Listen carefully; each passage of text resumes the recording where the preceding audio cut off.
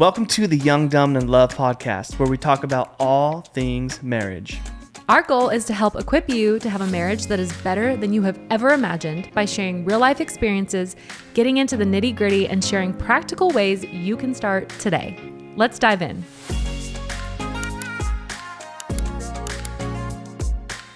Welcome back. We are finally here.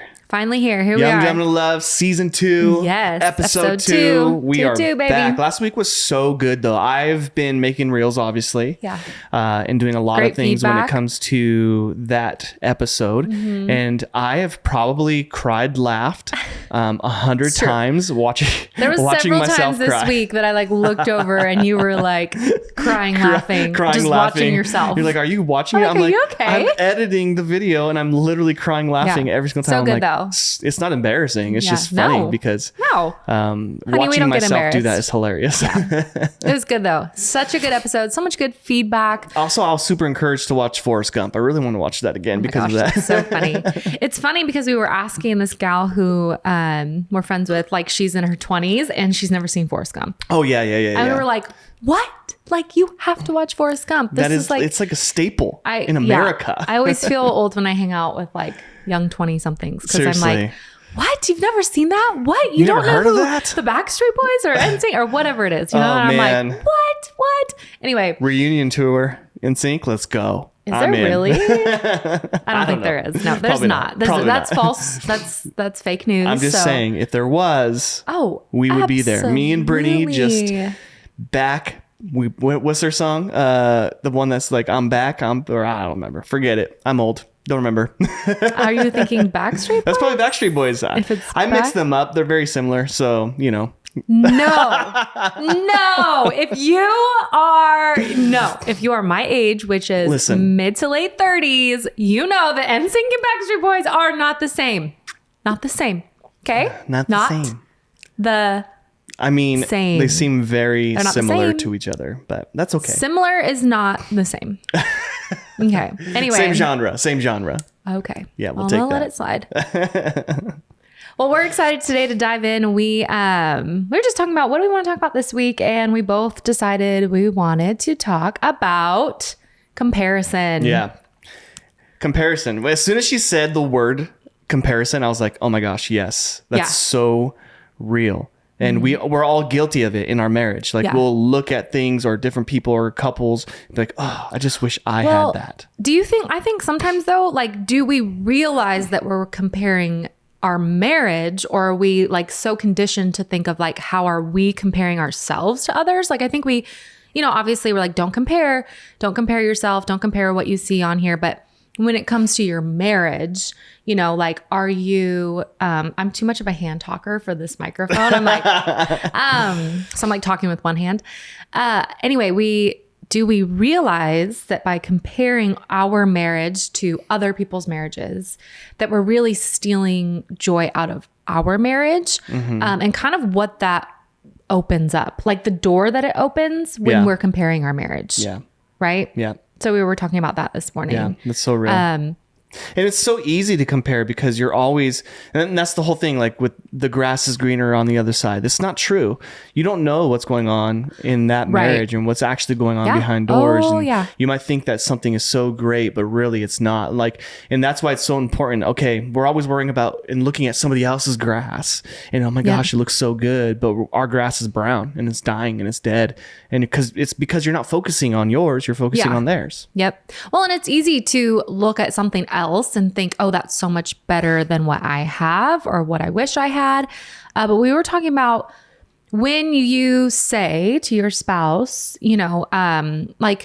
I wish you were more like so-and-so, or if you just did what, so-and-so's wife did or husband does, one, that is such a huge insult, but you're also opening the door for deeper issues to occur. For sure. Because you're starting to, in a way, open the door to a desire that you feel like you're not having fulfilled, right? So, I really wish that you would, do what Julian does and, whatever that looks like. Yeah. We can give some specific examples. For example, say you're a wife and you really want your husband to pray with you. And you know that your friend's husband prays with her every morning and you're like, oh my gosh, that's so amazing. Instead of you taking that to your spouse and sitting down in a, calm manner and saying, hey, you know what? So-and-so does this and I would love to try it. This would be so great. I think it would really grow our marriage, really bring us closer. You say, because you are frustrated, like, if you just did what he did and you would pray with me, then I would love you so much more, or I would respect you so much more. And you're not going to end up getting what you want, right? Yeah, not at all. Like literally they just feel like you slap them in the face. Yeah, like, okay. Not at all. You attack them. Plus now they see that you are looking and comparing to another person. Yeah. So true. And not that your heart, when you're comparing it, is this, but you're opening a door for potential like infidelity. Yep.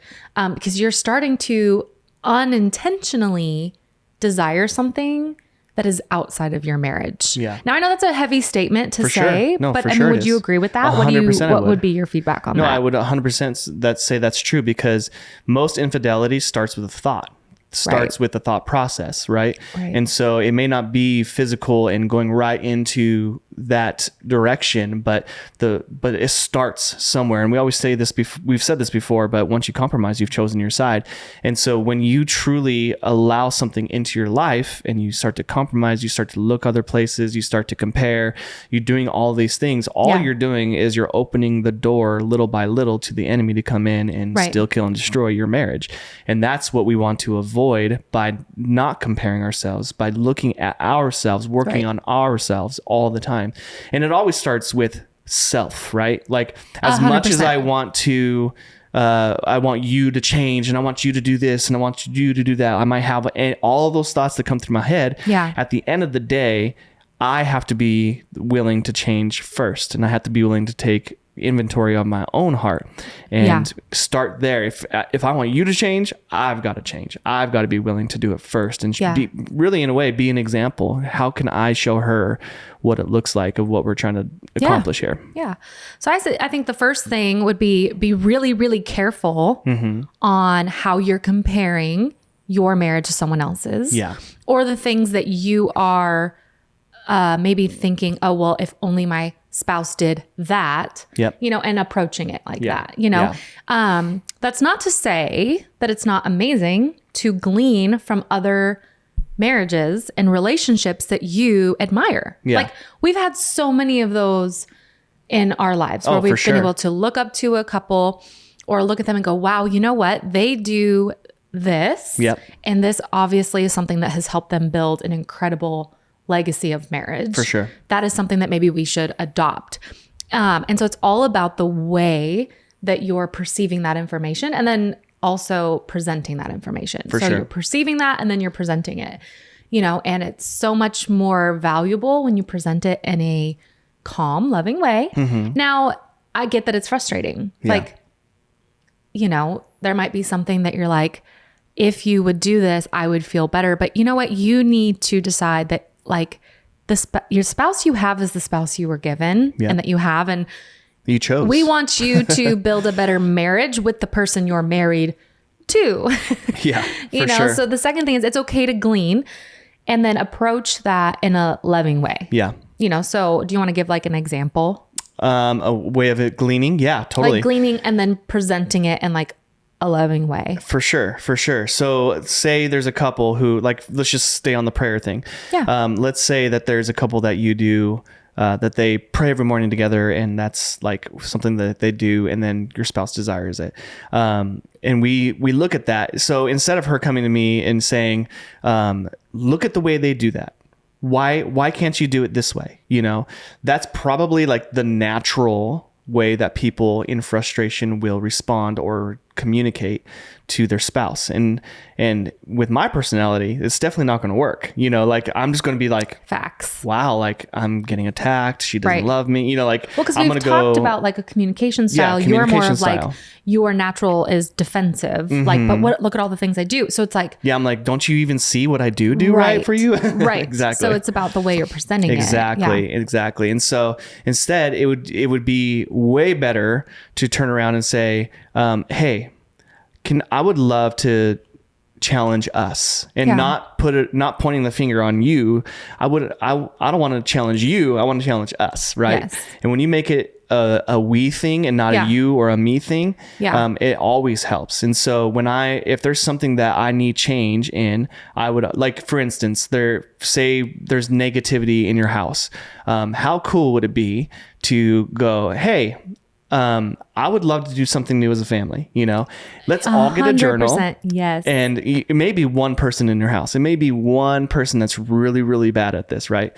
But really, instead of just pointing the finger and saying, you should do this, all it's going to do is push them down and make them feel like a failure. Mm-hmm. So instead go, hey, as a family, as a team, because we're a team, I would love to get a journal. And how about every day we get together and we write down three things we're grateful for in our lives. Yeah. And then we can share them. And then what that does is it makes you feel like you're a part of something bigger than yourself, rather than you're the worst, you need to get better, you're negative, you need to be more positive. Like that's not going to help the situation. What's going to help the situation is working together and saying, hey, here's a challenge for all of us, and make it a team thing will totally change your dynamic. And so when you glean from something, you see an example of something that you want to do and you want to be, man, it's always best to open your arms and say, hey, would you want to do this with me together? Yeah. And my heart and my mind will go, I would love to. Great. I would love to try that. That'd be so fun. Yeah. And that's always a win in my books. Right. Yeah. Well, I think, like you said, it's all in the way you approach it. And I think because it's so easy that we are very reactive in nature, just in most of our natural state, we're reactive, right? Like we see something and then before we really have thought it through or processed it, we just say something, and we maybe not filter it, but it's oftentimes that gets us in trouble, I say, or causes more strife, and it's the last thing you want is to observe something that you want to do and then ruin it before it even gets a chance to be something you adopt into your marriage, you know? And, I don't remember really where I was going with that, but this is not shocking.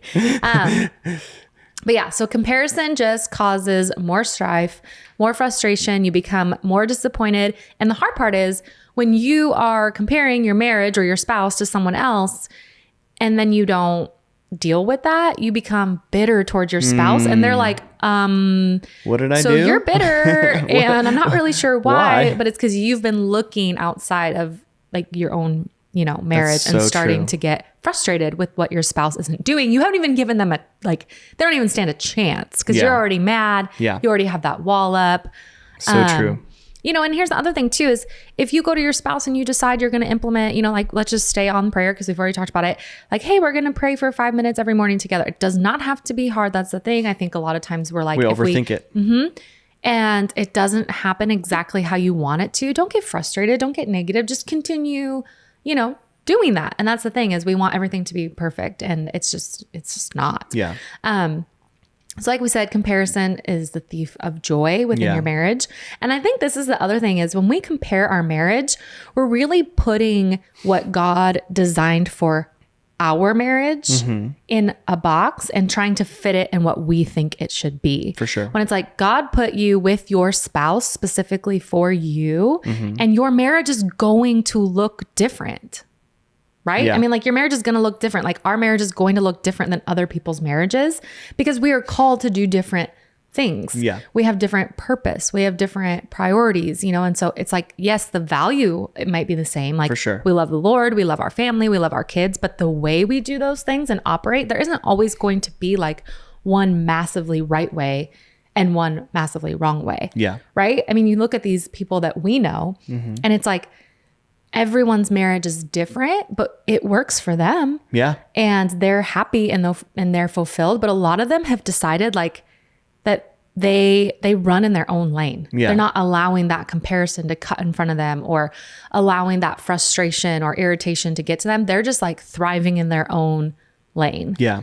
That's so true. That looks different for everybody. Yeah. Everyone. Yep. And so every marriage figures out their own rhythm. Absolutely. And rhythm is so important. You know, when I'm a music guy. I love music, obviously. Are you going to play that? No, I'm not going to play. You wanted to, though. You have it in here. You obviously have thought about playing it because it's sitting right there. Well, I mean, oh my gosh. Hot Mess Express. I just jumped I'm still trying to figure it out how to play it. But I like to play the ukulele a lot. And so, yeah. Here it is. So if you're like right now, I wish my husband would play the ukulele and sing to me. See, listen, that just may not be his gifting. Okay. Yeah, for sure. Maybe you don't want him to follow you around and play the ukulele. But figuring out your rhythm. So if I'm playing ukulele and I'm like, okay. Like when I play it. If this is our marriage, it's just out of rhythm. There's no good rhythm to it. So we have to figure out, what is our sound? What is our rhythm? What are we trying to accomplish, right?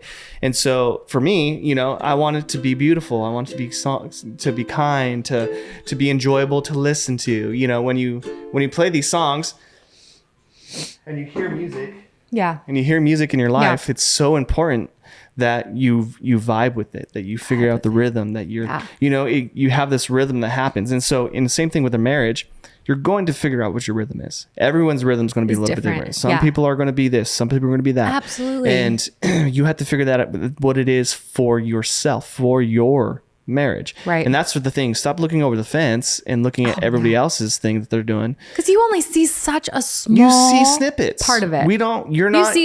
You see what people want to show oftentimes. 100%. You know what I mean? We're in the Instagram world. Yeah. And that's even though, I mean, we all are, you know, have couples that we're closer to, and that's like a privilege because you're able to like really get to know somebody. For sure. But everybody's marriage is completely different. Just like everyone is completely different. Like not like everyone would be able to handle being married to Brittany Garcia. Nope. Okay. Nope. This is a very unique. It's so true. Person. You're very unique, you know, but if I compare, you know, like if you compare like, oh, but look at whatever it is. And I'm not saying just our marriage, like obviously you're not looking at ours thinking our marriage is perfect and we're pretty honest about that. But I just think, you know, oftentimes we think that, but would that really be what's best for us? So yes, you want to glean the good from other people, but are there certain aspects of someone else's marriage that would actually not work in your marriage? For sure. At all. Like for sure. The dynamic wouldn't work, and everyone's dynamic is different. And that's what I love is it's different. It works. You know, you want it to work what's best for you. And I think when you stop trying to make it what you perceive it should be and what other people tell you it should be or what you look over and go, no, that's what a perfect marriage looks like. And you really just like let God be the center of your marriage.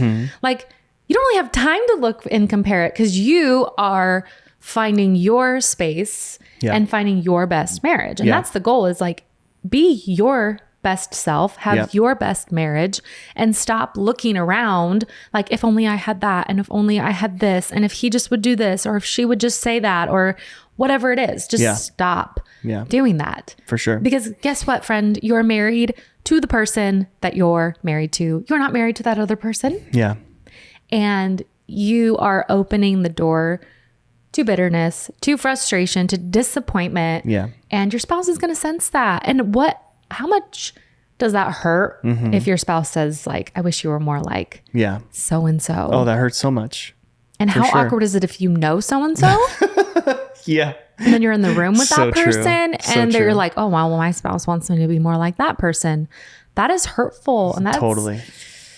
That opens up a whole nother can of worms. That's really like does. A whole nother episode. But like I said, like the potential then, although innocent maybe in the beginning, opens the door for deeper issues. Yeah. Because if you want your spouse to be like that person, so you start thinking about that person, and then there can enter in like, are you thinking what it would be like if you were with that person? And then you're already walking down that path that is going to lead to something so much bigger than you were anticipating. Yeah. You know, and that's so the thing is comparison does that. Yep. You know? Yep. Well, and like you were saying earlier, but we're in a world where we only show the good. Oh, yeah. We show the world the good. We have Instagram, we've got all these social media things, and we're celebrating, and we're only posting pictures of our beautiful family. And we look at that, and it's so easy to fall into this trap of, man, like, I wish we would dress up on Sunday and take a picture every Sunday. I wish we would, whatever it is. And I wish she would do that. I wish he would do that. And the more you do that, like you said, the more you're going to just become a bitter person who's unhappy, right? Yeah. And instead of working on your own happiness with the person that you're with, you're just going to fall into this pit of despair of, I'm never going to be that. We're never going to be that. Which then you're right. Because if you keep saying we're never going to be like that, we're never going to do that, then guess what? That's why I tell my oldest daughter, I can't do that. I can't do that. I'm like, you're right. And she's like, well, what do you mean? And I'm like, because you keep saying that and that's what you believe. Yeah. You have to change like your self-talk or your relationship talk, stop saying we're never going to be like that. We're never going to be that in love. We're never going to be that couple who is happy and thriving. Well, okay, then. Well, change that. You know what I mean? If you keep talking like that, you won't ever be that. You're right. Yes. 100%. And watch that when you start changing that, like how then your spouse just like, what would be the word? Like falls in line with that in a way, and I'm not saying it's a perfect world and that's how it happens every time. Yeah. But as they see you start like, okay, they seem to be enjoying our marriage and they want to spend time with me and they want us to do these things, they come alongside you in that. Well, and in those moments, that's when you go, hey, would you like to do this with me? Yeah. If they say no, don't get frustrated. Don't get mad. Don't lose your mind. Just keep doing what you're doing. Yeah. And then, down the road, say, hey, would you like to do this with me? Yeah. And then eventually it could change for them. It could say, you know what? I've seen a difference in you. Maybe I want to do this, whatever that is. Yeah. And so working on yourself is so important. That's why I always say, work on yourself first. Absolutely. Stop pointing the finger and asking your spouse to do something different. Yep. Work on yourself, be the example, and then try to bring them along on your journey. Right. Yeah. And as much as your spouse may not go or follow or do those things with you for a long, long time, we've seen it where it's literally years and years and years of heartache and all this, these feelings, but eventually persistence does pay off, and I really believe the more you show your spouse who you want your marriage, you want your marriage to be, the more they're going to go, and they're going to see it come to life, and they're going to, because we're all different. We might have to learn in different ways. We might have to go through hard times. It's okay to go through hard times to learn these things, 100%. But working on yourself, being persistent, probably like the number one thing for you in your marriage is to work on yourself. Yeah. For instance, if you want to be healthy and you want to have a nice body, that's one of those things, like, just start doing it. Don't wait for your spouse. Okay. I'm talking to Brittany, who's talking to me right now. She's working out every single day. And I'm like, I know I need to work out every single day, but I don't. And she's just a good example. And she knows that eventually I'll start working out again. And it'll be one of those things, but it's a real life, real time type of thing in our life. Right. Yeah. We both know that this is what we need to do. And I'm like, okay, I will figure this out. I will get the mind to do it eventually. And I eventually will. I will get a mind where I go, I want to work out. This is so great, because I do like the feeling. Yeah. But it's just persistence, working yourself, not worrying and not waiting for your spouse, right? Yeah. Just continue to move forward. Yep. Don't let your spouse hold you back from your goals and dreams and aspirations. Right. But move forward and always be inviting them to come along for the ride. Yeah. Well, I think too, and this was kind of probably a longer, more in-depth episode, but a lot of times, like, there might be some walls that need to be broken down for your spouse some vulnerabilities that need to be able to come out. And so they may not be ready right away. Like, for example, like we've been talking about praying, right?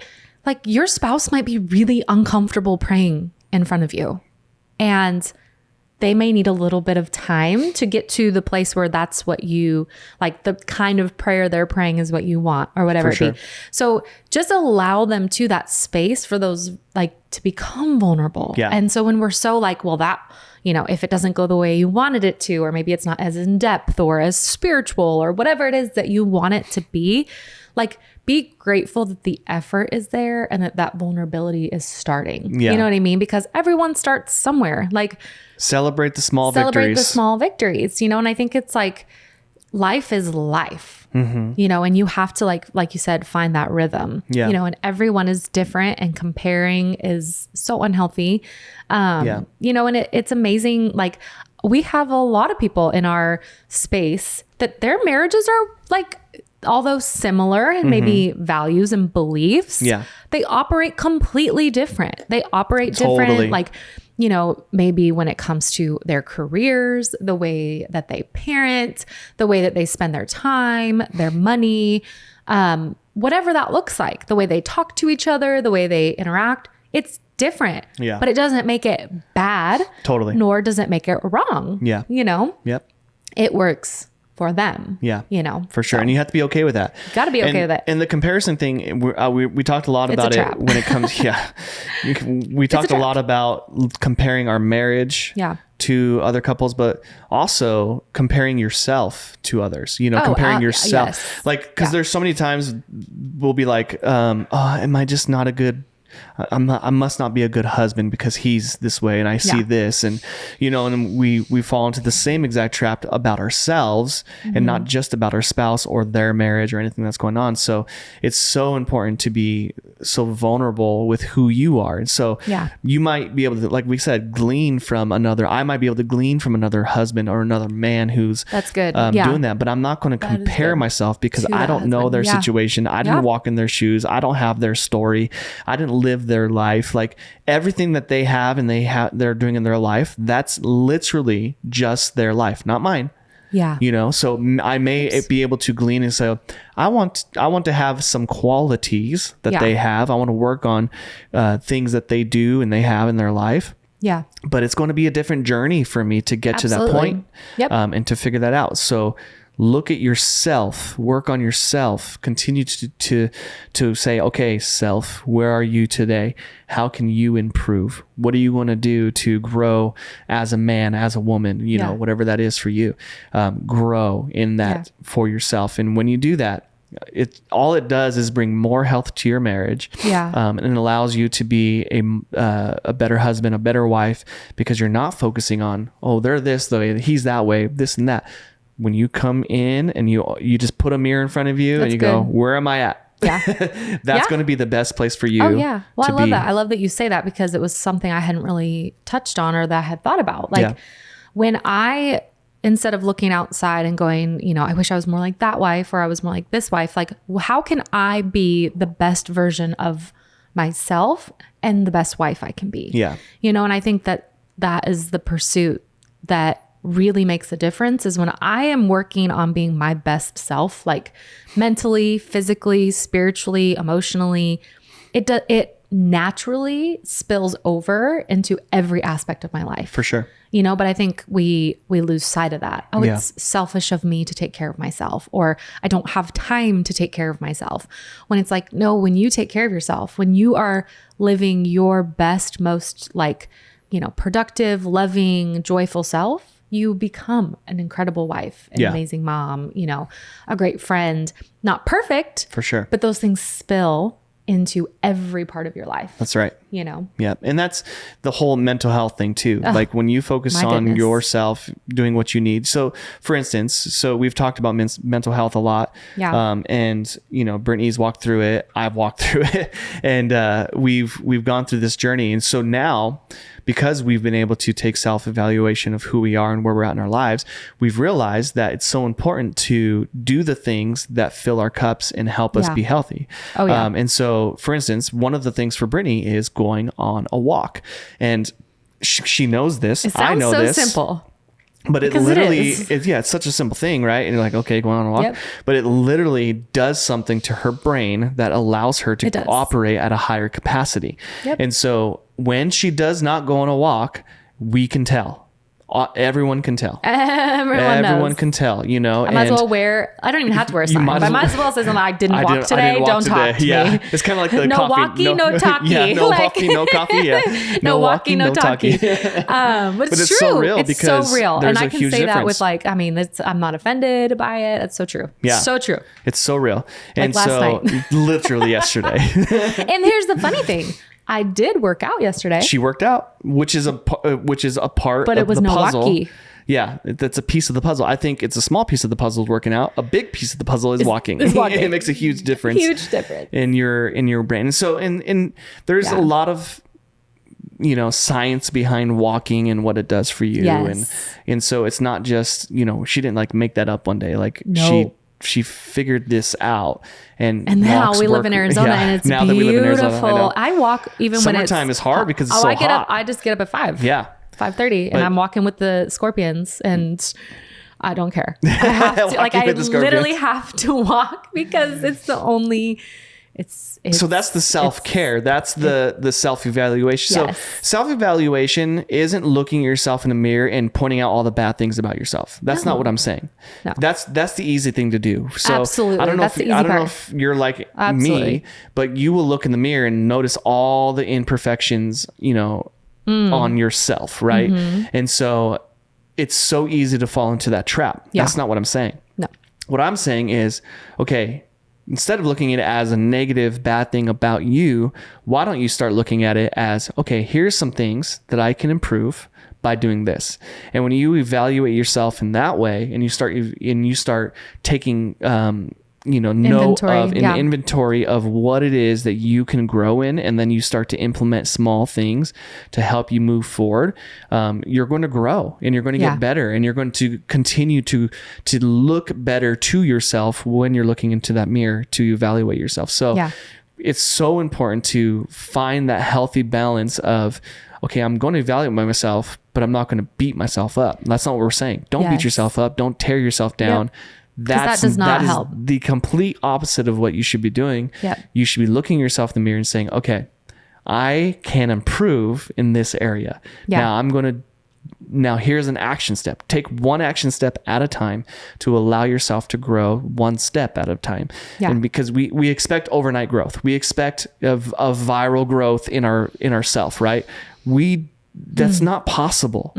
You have to take it one step at a time, one win, one victory, one day at a time. And when you have that mentality and you shift your perspective, you're going to grow so much more and so much more healthy.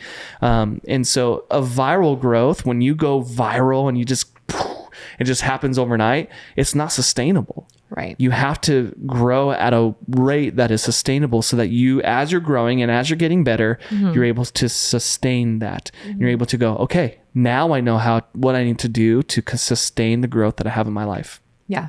No, that's so good. Yeah. So good. Yeah. And so I think that's it for the day, but.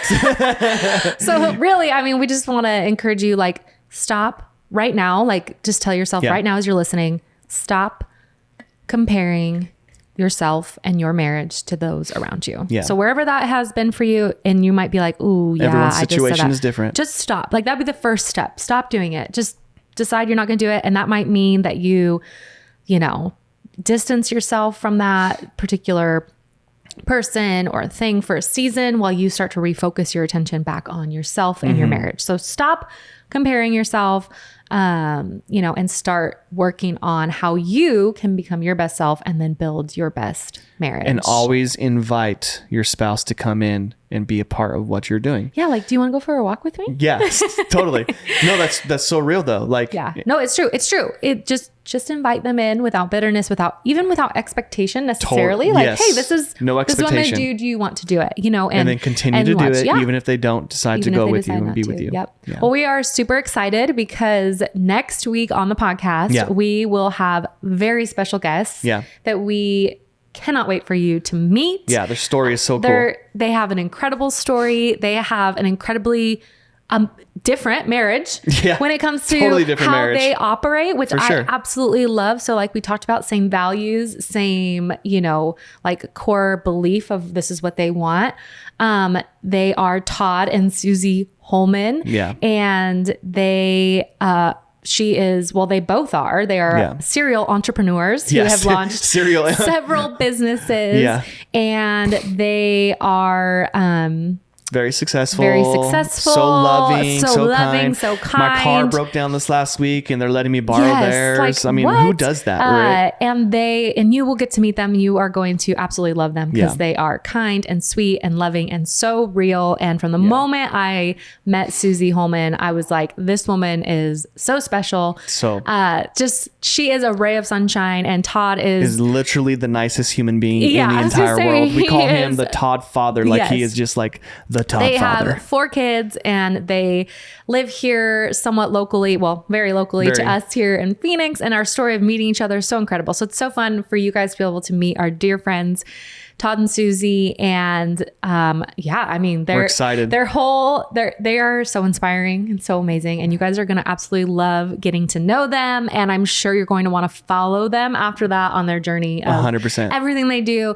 And if you are a woman specifically in business or you want to start a business, like right now, I want you to go find Suzy, SUZY HOLMAN on Instagram and start following her. She also has a podcast, but if you want to start a business, like this is going to be someone that She's you the person are, to get don't you compare started. yourself to her, but you're going to want to start gleaning off of her because she just has the magic of being able to start build a business, businesses. build it and up. so she is magic. So you're not going to want to miss that episode, but yeah, we're so excited. That's it for this week. Thank you for listening to the Young, Dumb, and in Love podcast. And we'll catch you next time on episode 3.